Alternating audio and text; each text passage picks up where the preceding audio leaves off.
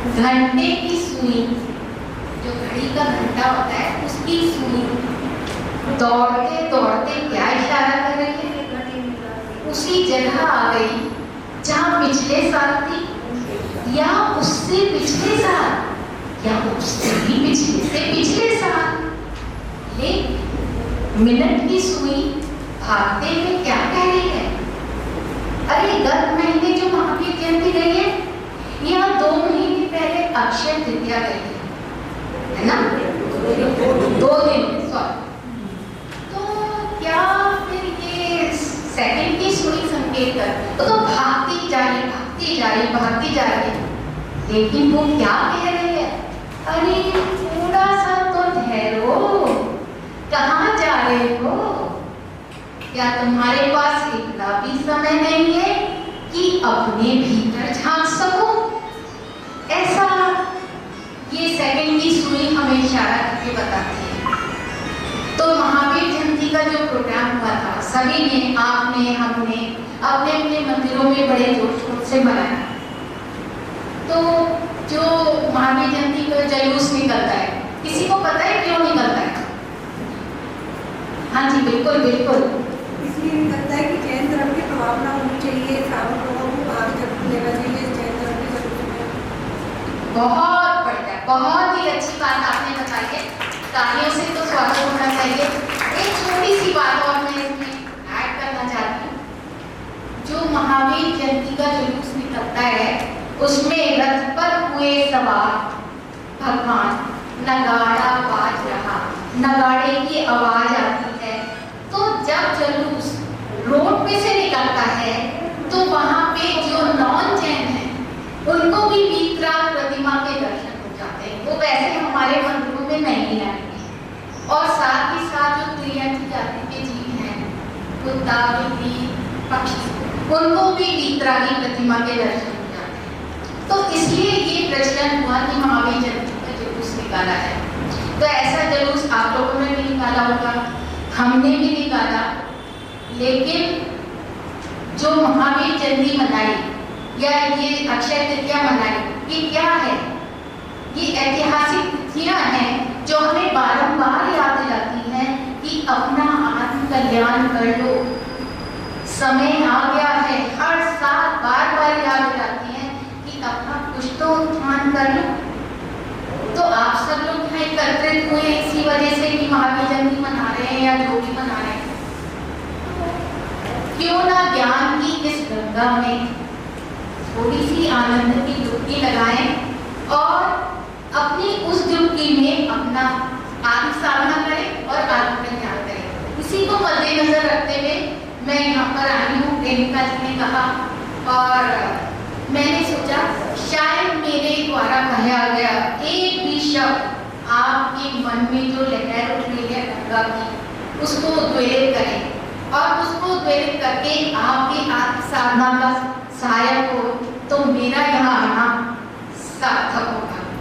तो स्वागत है जितेंद्र सभी को जय जय। तो हम देखते हैं कि अब ये जो महावीर जयंती के जुलूस होते हैं या जो भी प्रोग्राम होते हैं, ये कुछ ज्यादा आडंबर तो नहीं हो रहा है। इस आडंबर की भीड़ में क्या धर्म विलुप्त हो गया? हाँ, ये धर्म विलुप्त हो गया। असली में धर्म क्या है ये कोई नहीं जानता। धर्म होता है वस्तु का स्वभाव, जो स्वभाव है वस्तु का वो धर्म होता है। और वो वस्तु कौन है? वो वस्तु है और वो वस्तु धर्मों से कार्य करती है, तो उसको बोलते हैं धर्मी। तो धर्मी को जानना ही धर्म है, ये धर्म है। और हम क्या करते हैं कि जाके पूजा, भगवान की स्तुति और दर्शन विधि भी नहीं हम जानते कि किस तरह से जो हमारे तीर्थंकर भगवान यहाँ विराजमान है उनके दर्शन कैसे करें और उसके बाद अपने दर्शन कैसे करें। तो ये छोटा सा टॉपिक लिया था कि शायद आपके लायक मैं कुछ कह सकूं या मेरे को जितनी भी नॉलेज है कुछ छोटी सी बात आपको बता सकूं, इसलिए मैं यहाँ पे आई। तो अब हम ये देखते हैं कि जैसे कि धर्म के लिए महावीर भगवान की या यहाँ पे पार्श्वनाथ भगवान की प्रतिमा है, तो प्रतिमा क्यों यहाँ पे विराजमान करते हैं, ये मंदिर क्यों बनाते हैं? मंदिर क्यों आते हैं, हम दर्शन करने क्यों आ जाते हैं? हाँ जी, पहचान बहुत बढ़िया बात आपने कही है कि मंदिर जो महावीर भगवान का सम्मोहन जब लगा था तो राजा शैणिक ने 60,000 प्रश्न पूछे थे। उन प्रश्न में एक प्रश्न ये भी था कि जब सम्मोहन का विघटन हो जाएगा तो हमें कौन उद्बोधन करेगा। तो उनकी वाणी में आया कि आप अरहंत या तीर्थंकर प्रतिमा का स्वरूप बनाकर जो कि प्रतिमा में भी और जीव रूप से पंच कल्याणक में उसमें विराजमान करेंगे। तो यहाँ पे जो भी मंदिर हैं बकायदा पंच कल्याणक होते हैं, गर्भ, जन्म, तप, दीक्षा और मोक्ष कल्याणक, ज्ञान कल्याणक, मोक्ष कल्याणक। तो ये कल्याणक क्या है, मतलब इनका कल्याण हो, मंगल हो, शुभ हो, अक्षय सुख प्राप्त हो। तो महावीर भगवान का जन्म कल्याणक बना रहे, मतलब उन्होंने जन्म का कल्याण कर दिया, अब वो दोबारा जन्म नहीं लेंगे। तो जो प्रतिमा यहाँ पे पधराते हैं हम लोग, जयपुर से आती है, लेकिन वहाँ पे जो प्रतिष्ठाचार्य हैं सूर्य मंत्र के द्वारा वहाँ पे जीव की स्थापना करते हैं। तो हमें उसी प्रतिमा के दर्शन करने हैं, प्रतिमा के दर्शन नहीं, प्रतिमा से प्रतिमावान को देखना है। जैसे यहाँ पर आपके मंदिर में पार्श्वनाथ भगवान की प्रतिमा है, पार्श्वनाथ और भगवान, यहाँ पे दो चीजें हैं। एक पार्श्वनाथ जो कि नाम है पार्श्वनाथ भगवान का, और भगवान उसमें जीव रूप से प्राप्त है। आपको उसमें जीव देखना है, केवल ये नहीं दो हरे दो काले, दो गोरे दो काले, दो हरे दो लाल। अरे प्रतिमा कितनी स्मित मुस्कान है, कितनी सुंदर प्रतिमा लगी। प्रतिमा को नहीं देखना, शरीर पे नहीं जाना, उसके बीच में जो भगवान विराजमान है उनके दर्शन करने हैं। तो जो ये प्रतिमा यहाँ पे बता रही है कि आप यहाँ पर जीव रूप से विराजमान है और जीव का गुण चेतन है, चेतन में चैतन्य रूप से परिणमन हो रहा है। उस परिणमन में स्वयं जीव भी चेत रहा है, उनका अपना जीव, और लोक अलोक भी चेत रहा है, लेकिन वो चेतना किसी रूप नहीं हो रही। ऐसे शुद्ध चेतन प्रभु आप यहाँ जीव रूप से विराजमान है, ऐसे हम दिन दर्शन करते हैं भगवान के। अब जिन दर्शन कर लिया आपने, तो अपने दर्शन कैसे करें, अपने दर्शन कैसे करें? भाई कहीं जाते हैं ना तो आप अपने छाता कहीं भूला है, और मंदिर के बाहर अगर किसी का छाता आपने देख लिया तो आपको क्या लगता है, अरे मेरा छाता तो बाहर है, याद आ जाती है ना। तो ऐसे ही प्रतिमा में प्रतिमामान को देखकर आपको अपना स्वरूप याद आ जाता है।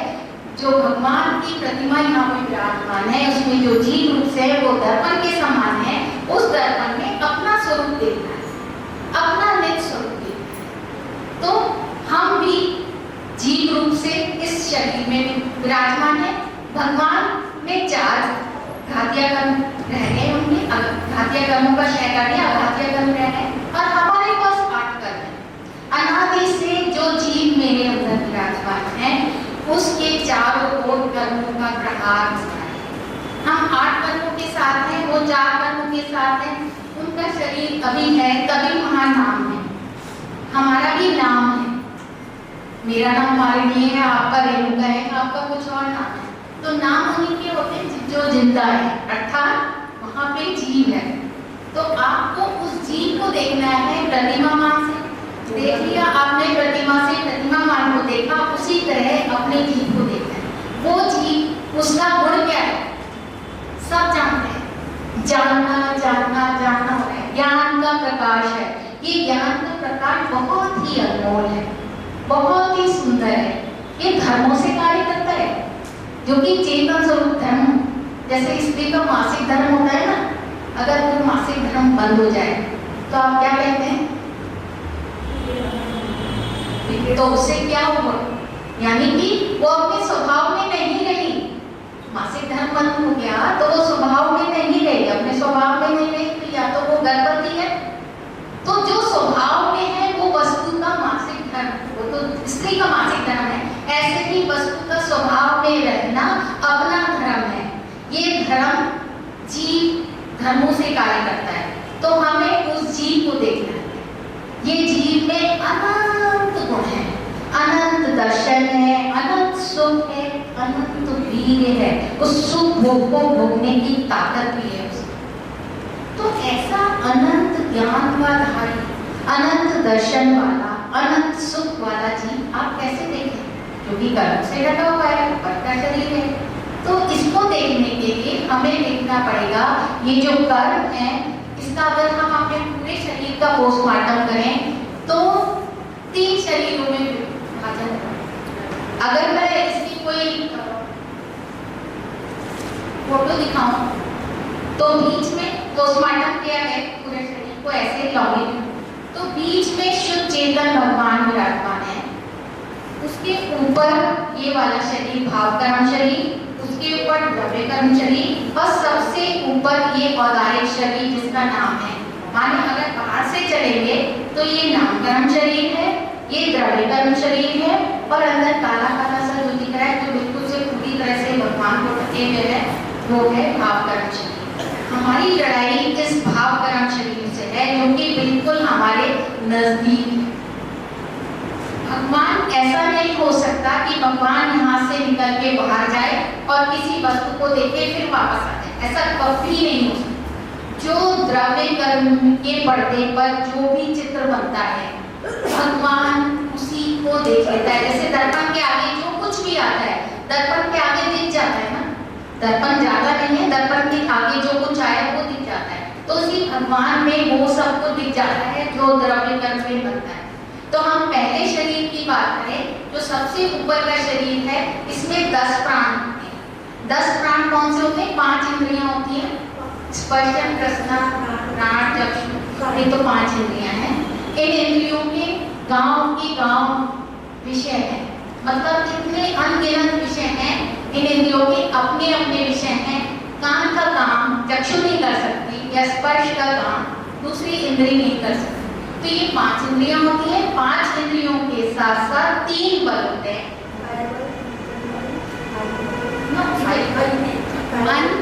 मन, वचन और काया। मन, वचन, काया, और क्या होता है?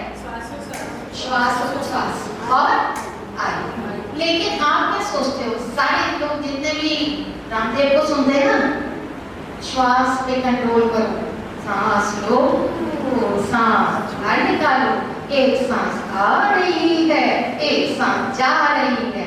ये मेडिटेशन नहीं है, ये मेडिटेशन नहीं है।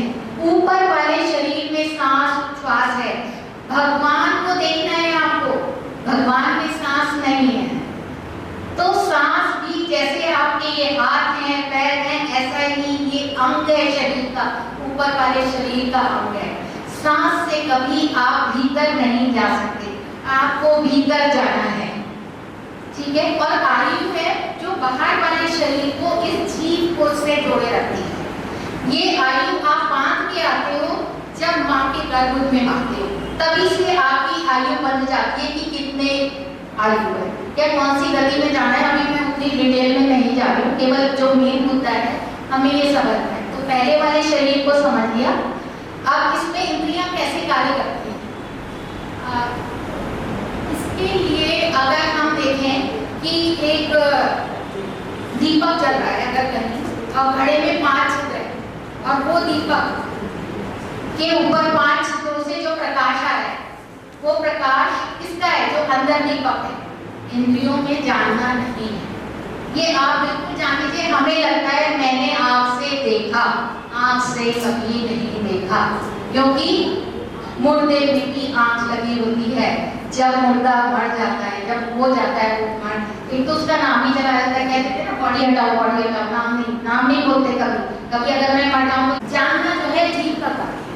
तो हमें इन इंद्रियों से वो जीव पे पहुंचना है। अभी मैंने ऊपर के शरीर की बात करी, अब हम बीच के शरीर की बात करते हैं। जो द्रव्य कर्म शरीर है, उसमें 7.5 कर्म होते हैं। 7.5 कर्म अपने आप जैसा उनका स्थिति या अनुभाग बनता है, उस तरह से वो उदय में आते हैं, लेकिन उसका फल ऊपर वाले औदारिक शरीर पे पड़ता है।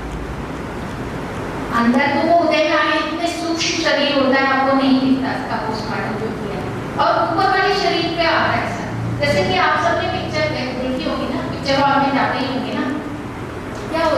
लेक्चर हॉल में सामने एक सफेद पर्दा होता है, या जब अगर आप शुरू में बिल्कुल घुसेंगे तो सफेद पर्दा दिखेगा, और जो रील है वो प्रोजेक्टर के द्वारा पीछे घूमती है और वो उस पर्दे पे डालते हैं। तो ना ऐसा कर सकते हैं आप लोग, कभी नहीं कर सकते ना, तो आप ये क्यों सोचते हो कि अरे मैं ये चीज कर, ऐसा हम कर सकते हैं या मेरे चाहने से ऐसा हो जाएगा, ऐसा कभी होता ही नहीं। फिर क्यों सोचते रहते हो कि ऐसा मैं करूं, ये तो मैं, अगर नहीं कर पाए तो आप कहते हैं भगवान की मर्जी नहीं है, और अगर बोले हाँ ये मैंने किया, आपने कभी कुछ नहीं किया। जो करना है वो बीच वाले शरीर द्रव्य कर्म का कार्य है और उसका फल ऊपर वाले शरीर पे है। और जो उसके बीच में जो काला काला मैंने आपको दिखाया था वो है भाव कर्म। इसका काम बड़ा ही निराला सा है, बहुत ही अद्भुत है। ये क्या करता है कि अपने भाव को दिखाता है और जो दूसरे जो कर्म के भाव है उनको दबा देता है, या जीव के भाव को भी दबा देता है। इतना खूब अंधेरा कर देता है। तो क्या होता है, जैसे कि अगर एक बहुत सुंदर सपाचट बहुत सुंदर मैदान है, रंग भरे पड़े उस मैदान, बहुत ही खूबसूरत है, और अचानक कोई पानी का रेला आ गया तो क्या होगा? क्या होगा? पानी का रेला एकदम से आ गया उसमें तो क्या करें? दो पार्ट्स में डिवाइड हो जाएगा ना। सुंदर मैदान है, उसमें पानी का एक रेला आया, कोई घर आया, तो दो किनारे बन गए। तो ये दो किनारे क्या है? एक राग और एक द्वेष। तो ऐसे ही मोह का रेला है जो एक अच्छा लगने लगा, एक खराब लगने लगा। तो ये मोह कर्म का कार्य है कि उस सुंदर मैदान को तो दिखने नहीं दिया और जो पानी का भाव था वो दिखाने लगा। तो ये मोह कर्म से लड़ाई है। अब हम ये जान लें कि हमारे जीव की स्थिति कहाँ पे है इस पूरे हृदय है। हृदय में राई से भी के अनंतवें भाग से भी छोटा भाग, कितना छोटा भाग कर सकते हैं, उसमें मनोवर्णा का एक 8 पंक्तियों का कमल है जो कि डॉक्टर भी नहीं देख पाए। वो मन है, उसको बुद्धि भी कह सकते हैं, और वहीं पे जीव है। कभी आपको लगता है ना कुछ चीज एकदम धक हृदय में होता है ना, वो जीव, वही बुद्धि है। बुद्धि का काम है निर्णय करना, और जीव जानता काम है जानना। जो बुद्धि निर्णय करे, चाहे सही चाहे गलत, वो बुद्धि जो निर्णय करेगी वो जीव जाने, ये बुद्धि का कार्य है। तो हमें बुद्धि को देख लेना है कि तू जीव को देख ले, जो कि मोह कर्म के अंधेरे के कारण वो बुद्धि जीव का निर्णय नहीं कर पाती। तो हमें उसी भेद विज्ञान से करके उस जीव को देखना है। एक सिंपल से एग्जांपल से बहुत जल्दी मैं खत्म करना चाहती हूँ अपना टॉपिक, क्योंकि सबको गुस्सा आता है। गुस्सा तो सभी को आता है या नहीं आता? आता है ना, गुस्सा तो आता है ना। तो क्या होता है जब गुस्सा आता है, वो होता है द्रव्य कर्म में उदय आया। वो आपको तो पता ही नहीं कि अंदर से उदय आ रहा है, और सामने एक बंदा आया, आपको लगा उस बंदे के कारण मुझे गुस्सा आ रहा है, तो वो तो बेचारा बताने आया है कि तुम्हारे द्रव्य कर्म में उदय है क्रोध का, इसलिए ये क्रोध का उदय आ रहा है। और तब अगर किसी से कहो ना जब गुस्सा आ रहा होता है तो उससे को फोटो खींचियो जरा मेरी, तो क्या रहेगा? आंखें लाल पीली हो जाती हैं, नथने फड़फड़ाने लगते हैं, शरीर कांप होता है, इसको तो बात ही मनवा के छोड़ो, अपनी मान का शायद उत्पन्न हो जाती है। तो क्या कहते हैं, झूठ भी बोलते हैं, ये मानेगा नहीं, उसको झूठ सच बोल के मेरी बात मानिए, इतना तेज गुस्सा आने लगता है। और मानना नहीं है तो फिर क्या, झूठ भी बोला, हमने सत्य भी नहीं बोला, फिर संयम तो रहेगा ही नहीं ना, सब कुछ गया और कह दिया कि सामने वाले ने गुस्सा कराया, जबकि वो गुस्सा आपके अंदर था। तो हमें क्या करना है, ये जो गुस्से का भाव जो सामने बताने वाला आया है वो तो खाली बता रहा है, हम उसी को निमित्त मान लेते हैं कि इसने गुस्सा दिलाया। गुस्सा तो हमारे अंदर से।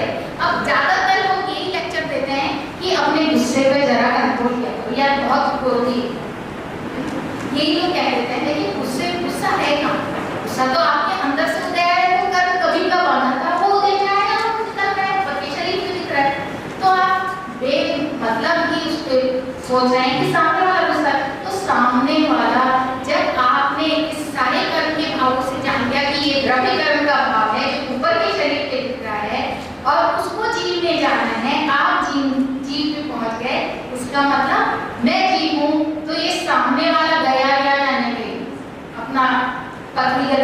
निकला या नहीं निकला, लेकिन आपका क्रोध शांत हो जाएगा।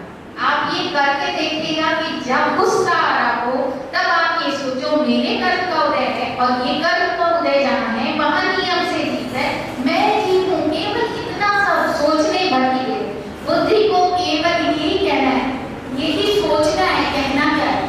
सोचना है कि मैं जीत हूँ। आप जीत पे आएंगे, आपका क्रोध तो हो जाएगा छूमंतर और आपको अपना जीत दिख जाएगा। हो गई ना दुल्हन की मुँह दिखाई। जो दुल्हन छुपी बैठी थी शिव चेतन के रूप में, उसकी दुल्हन की मुँह दिखाई हो गई। और दुल्हन वही जो पिया मन भाए, पिया मतलब बुद्धि के मन को भा गई दुल्हन। तो बुद्धि में अब दुल्हन का विचार करने लगी, ना कि अब मोह की वजह से बोल रही हूँ या उस विषय का विचार कर रही हूँ। तो ऐसा मैं शिव चेतन जी इस शरीर में विराजमान हूँ, मुझे उसी शिव चेतन में अपने आप को निहारना है, उसी में समा जाना है। ऐसा मैं शिव चेतन जी हूँ, मैं शिव चेतन जी, मैं शिव चेतन।